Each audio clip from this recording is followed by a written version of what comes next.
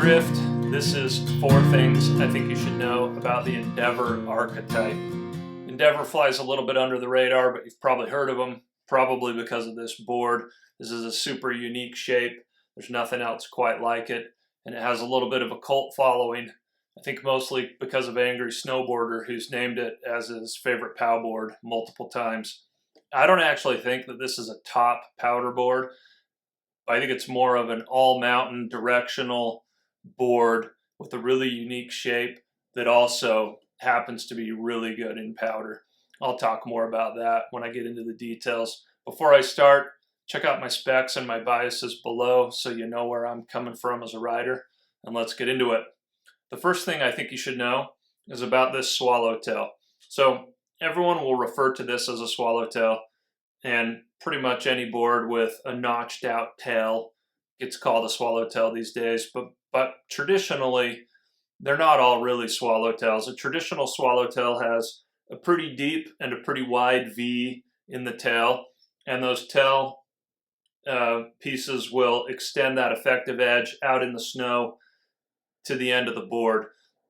This is not like that for 2 reasons. One, this notch is very deep, but it's super narrow. There's not that much material being taken out of the back end as far as like allowing it to drop into the snow. And then the other thing is it has a ton of upkick, pretty much what you would get on any kind of a all mountain or freestyle board. So between those 2 things, I don't think this back end actually, this shape actually drops it as much as people might think it does. That brings me to item number 2. I think the taper has a significant effect on that back end sinking and the front end floating. It's super wide up front. It tapers a lot. It barely comes back out of that taper a little bit and carries that narrowness all the way through the tail. I don't know if I've ever ridden anything else that tapers that much and that far. And I really think that has a positive effect on the float and also adds to how fun it is to turn and how this board feels. The only downside is you got to watch out if you have big feet. This rear insert width is almost the same as the waist width. It just doesn't come back out of that narrowness very much. This is a 160 wide. I'm an 11.5 boot, and I really wish that I could ride this in like a 164 wide and have a little bit more width and a little bit more length. I think that'd be amazing, but they don't do that.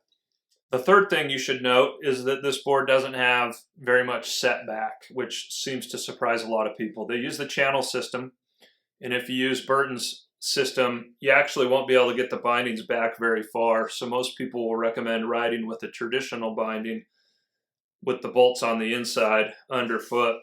And I rode this with them pretty much as far back as they could go.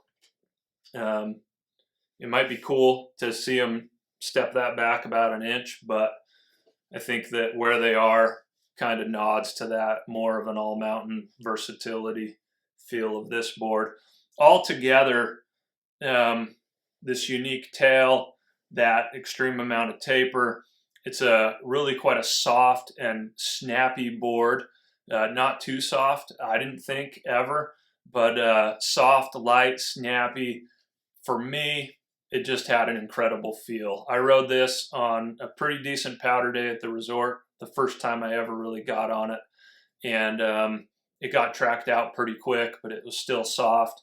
And I just felt like a hero the whole day on this thing. I felt like I could bomb, I could do high speed, big airs, and it felt really stable underfoot. But when I wanted to mess around and turn hard and get into the trees and all that kind of stuff, it did that too. I just felt like I could basically do no wrong. I really liked it, other than wishing in the deeper snow that it was a little bigger, like I said.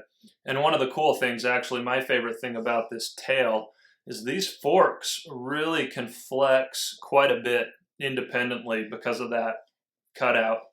And I think they actually affect coming out of the turn. I think that they can flex and they affect the way the board springs out of turns. I don't know all the details about that. It's hard to know what's really going on when you're making turns on a board. All I know is I really liked how it felt. My only complaint would be that I've had 3 of these and I haven't been super impressed with the top sheet of any of them, both when I got them out of the package and over time as they showed their wear. And this one, the Photon top sheet, they note in the description that it is kind of a rugged looking top sheet already, but it also shows wear really easily compared to a lot of other boards. So that's not my favorite thing, but overall a super fun board, worthy of the following that it has. I think most people think of it as a quiver board, but I actually think for someone who typically rides one direction and gets a lot of soft snow, that this could easily be a daily driver. It's a really fun board. So that's the Endeavor Archetype. Hit me up if you have any comments or questions. Thanks for watching.